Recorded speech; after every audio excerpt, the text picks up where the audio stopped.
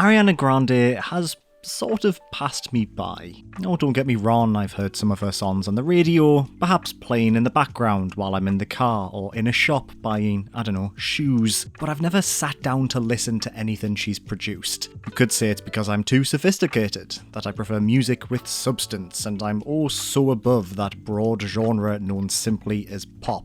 But nah, the real answer is that I'm nearing 30, and the closer I gravitate towards that terrifying milestone, I'm quickly learning that the older I get, the further I slip away from the hip and the relevant. The same, however, can't be said for my relationship with Fortnite. Still remarkably popular among all age groups, my personal feelings towards Epic's humongous battle royale are, I guess, a tad complicated, but it remains the live service game I keep the most up to date with. I've been playing pretty much consistently since early 2018, but took an extended 10-month break during 2020 as the events of the year highlighted just how easy it was for me to use the game as a means of disassociating from reality rather than actually, you know, playing for the purpose of enjoyment or relaxation. That's probably a topic for another video, however. Shelving Fortnite in 2020 meant I missed a couple of notable in-game events, in particular Astronomical, an interactive concert featuring singer Travis Scott. Fortnite had dabbled with the concept of in-game performances in 2019 with a DJ set by Marshmello, but the Astronomical event saw the team at Epic stepping things up significantly. Whereas the Marshmello event took place in one fixed location, with players gathered around a DJ booth complete with large screens and holographic dancers, Travis Scott's performance was a far more dynamic event that saw the entire island transformed throughout the duration of the concert.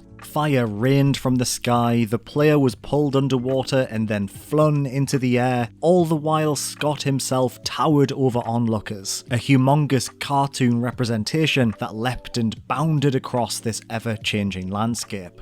Astronomical was a resounding success, a visual and technical marvel that drew in a live audience of over 45 million players. It can't be understated that the period of time in which it took place no doubt contributed to these, astronomical numbers.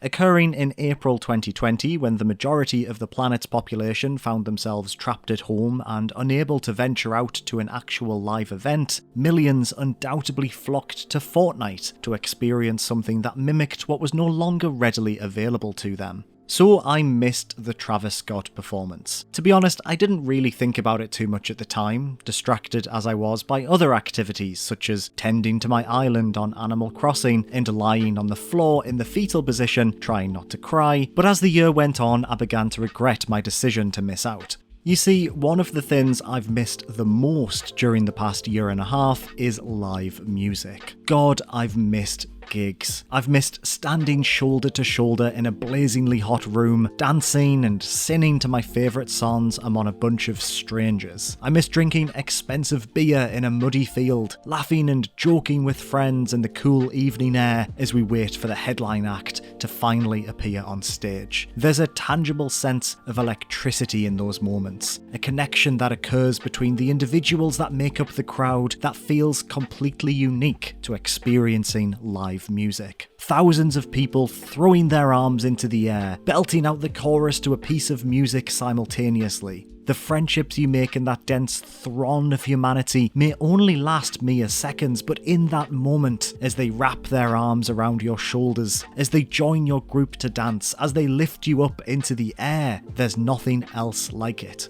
It's magic.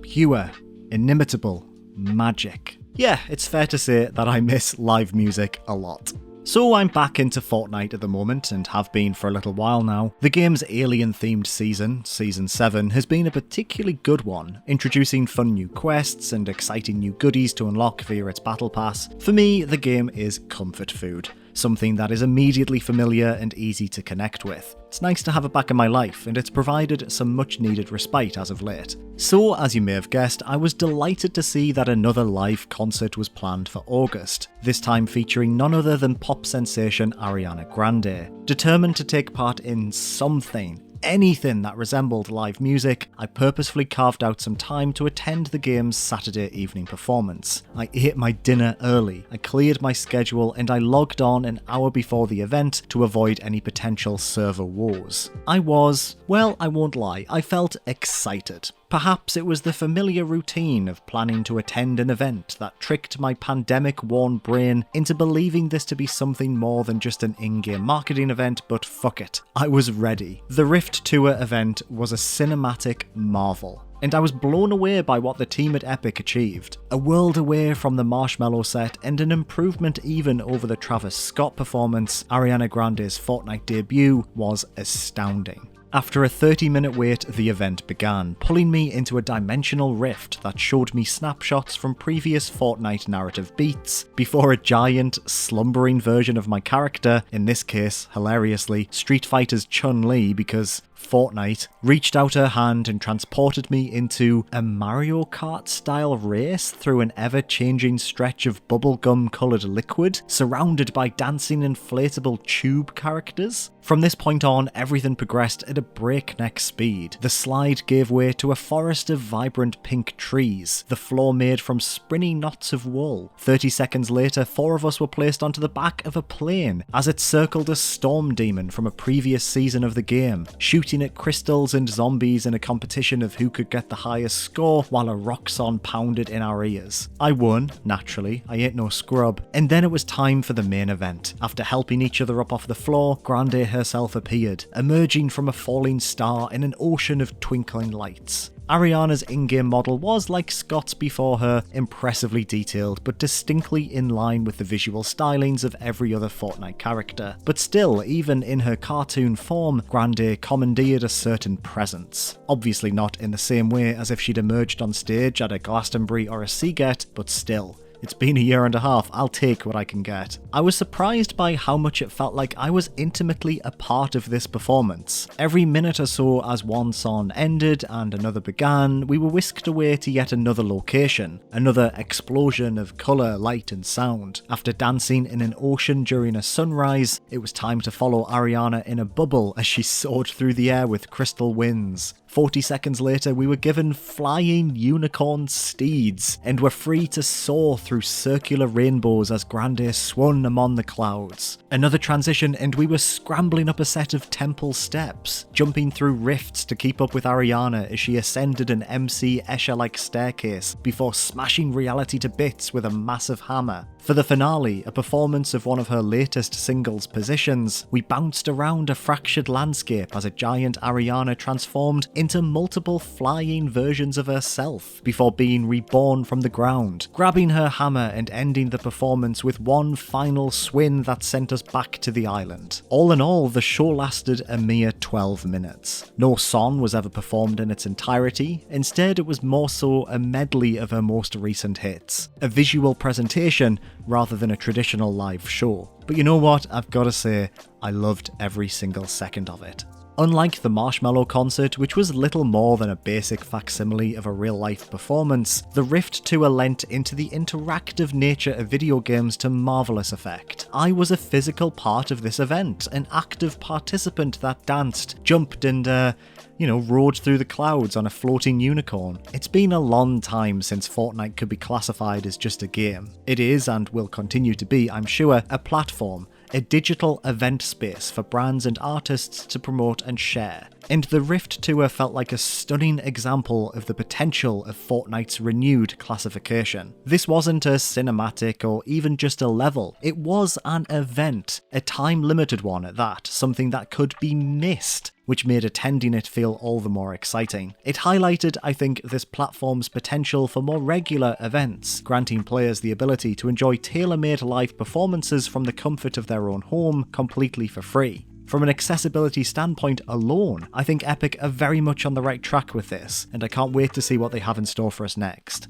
This wasn't a story event, something connected with the season and its ongoing narrative. It was something outside of that, and it was all the more exciting for it. The throwaway nature of this does feel a little bleh to me. This thing felt expensive, not just in the sense of how much Epic must have paid Ariana to get it to do this, although I imagine it was, hundreds of millions of dollars, but also in how much time it must have taken to plan this, model it, develop it. How many people worked on this? How much of their lives were taken up creating this astonishing achievement, at home, no less, during a global pandemic? How much time was spent for it to be over in a matter of days? It'll live forever on YouTube, of course, and I suppose it's no different from real-world events that are over in a single afternoon, but still, it's a question I found myself returning to ever since the show. But how did it stack up against the real thing? How did I, a person ravenous to attend a festival the second it's safe to do so, find the Rift Tour compared to an actual real-world performance? Well, here's the thing, right? An interactive visual showcase is so fundamentally different from an actual concert that it's hard to draw any real-world comparisons between the two. Instead, the more relatable moments occurred in the 30-minute period before Grande even showed up. With the show set to start at 7, I logged onto Fortnite at 6:25. After being matched with other players, we were flung onto the surface of an alien spaceship hovering above the island. Unable to jump off it without being lifted back on, we were forced to just amble around, listening to music and interacting with a limited number of objects that projected our dance moves above the spaceship or sucked us into a rift that spat us out above the ship. After 5 minutes of just sort of idly spamming emotes and wandering around, someone whipped out a train emote that allowed others to join in. Our characters pulled out a little carriage before following the conductor as they slowly potted around the surface of the ship. This really made me laugh.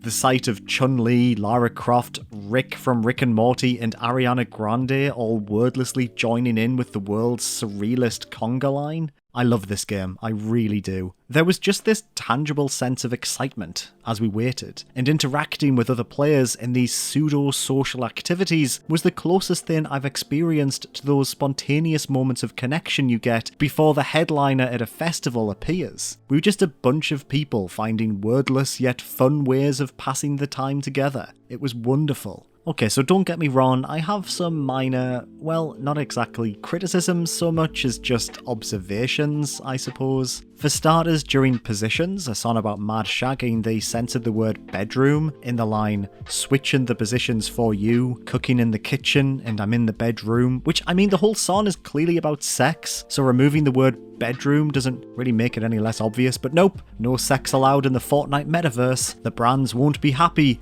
Ariana. Also, the whole experience was sort of, not ruined, but maybe the tone was altered somewhat by the presence of fucking Rick from Rick and Morty just standing around. That was...